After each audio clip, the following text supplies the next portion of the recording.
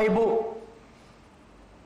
kita harus menjadi pribadi yang sadar bahwa menyembah Tuhan bukanlah kepentingan siapa-siapa, tetapi kepentingan kebutuhan kita secara pribadi lepas pribadi. Bapak Ibu, ketika kita menyembah Tuhan, itu menjadi urusan pribadi kita dengan Tuhan. Walaupun secara kolektif kita sedang menyembah Tuhan, tetapi sesungguhnya itu hanya antara engkau dan Tuhan sendiri.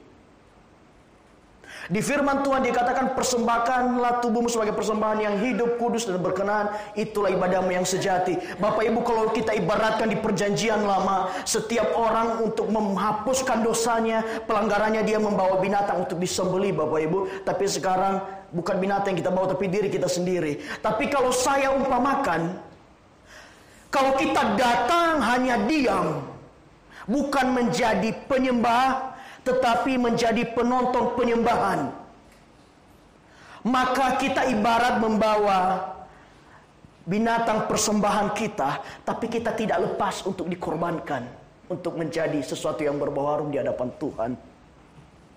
Ketika kita hanya datang ke gereja, kita hanya melirik kiri kanan, maka kita menjadi pribadi yang mati di dalam roh, Bapak Ibu. Tadi sudah diawali oleh Well bahwa bangun dirimu sendiri. Penyembahan berbicara hubungan pribadi yang intim dengan Tuhan. Berbicara tentang hubungan kita yang khusyuk dengan Tuhan. Bagaimana kita mensyukuri kebaikan Tuhan. Bagaimana kita mengagungkan Tuhan karena Dia layak diagungkan, Bapak Ibu. Saya percaya yang suami istri pasti memuji suaminya, memuji istrinya. Amin. Bu Asien pernah dikatakan cantik oleh Pak Hyung. Sudah berapa lama mendengar kata-kata itu, Ibu? Aduh. Bisa dikatakan, Pak? Coba katakan cantik apa enggak, Bu Asien? Bapak Ibu, memuji sama menggombal itu beda. Kalau ngegombal itu asal bualan. Tapi kalau memuji itu sesuatu yang dari hati. Bu Irma, kata-kata aku mencintaimu sudah lama atau sering Ibu dengar dari suami Ibu? Sering ya? Kalau Pak Johan sering gak pakai buahmu? Sering banget ya. Saya juga Pak sering. Sampai istri saya bilang, aduh kata-kata itu kayaknya lama-lama gak ada rasa. Saya bilang enggak, justru harus semakin sering. Biar terjalin chemistry antara kita. Begitu juga kita dengan Tuhan, Bapak Ibu. Kalau sudah lama kita tidak berkata, Tuhan Yesus engkau baik, Tuhan Yesus engkau luar biasa, lama-lama hubungan kita dengan Tuhan merenggang, Bapak Ibu. Kalau suami istri sudah lama tidak bersenda gurau, tidak saling memuji, lama-lama hubungan itu seperti rasanya dingin. Akhirnya apa? Di luar sana banyak yang mencari perhatian di luar karena di dalam tidak dapat perhatian. Tuhan juga mau, Bapak Ibu, setiap kita di tempat ini, engkau ekspresikan cintamu kepada Tuhan lewat penyembahanmu. Amin. Amin. Salah satu indikator orang yang dewasa di dalam roh adalah orang yang dewasa di dalam menyembah.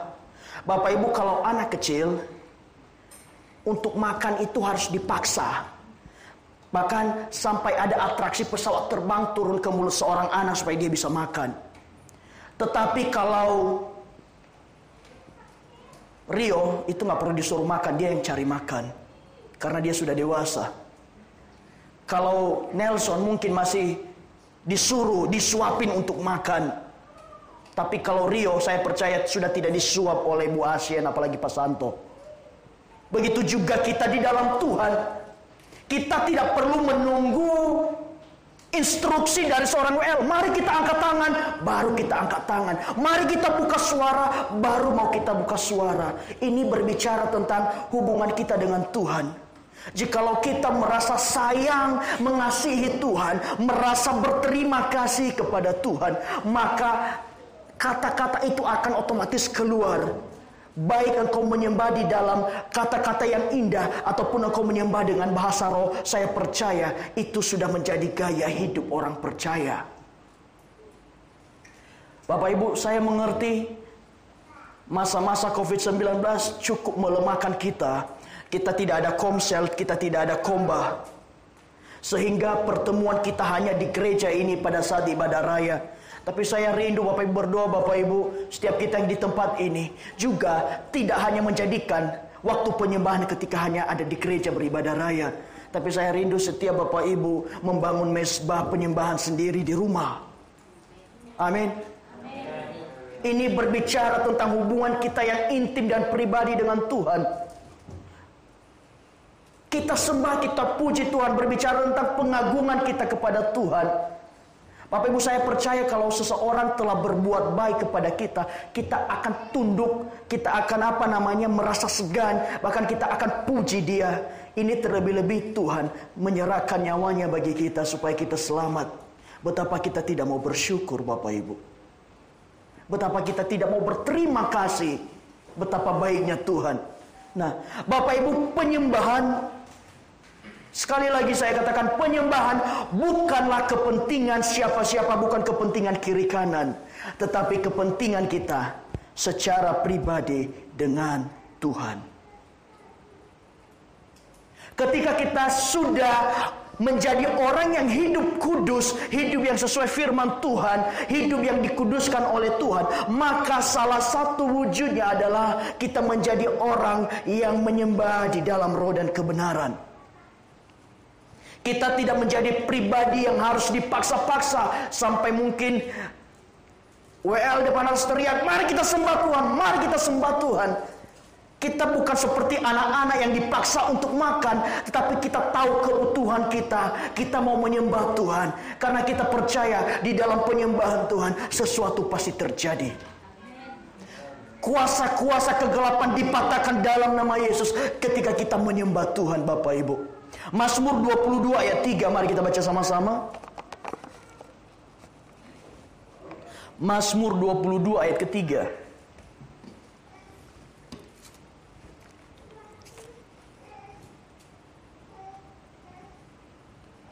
Yang ayat ketiganya. Padahal engkaulah yang kudus, yang bersemayam di atas puji-pujian orang Israel.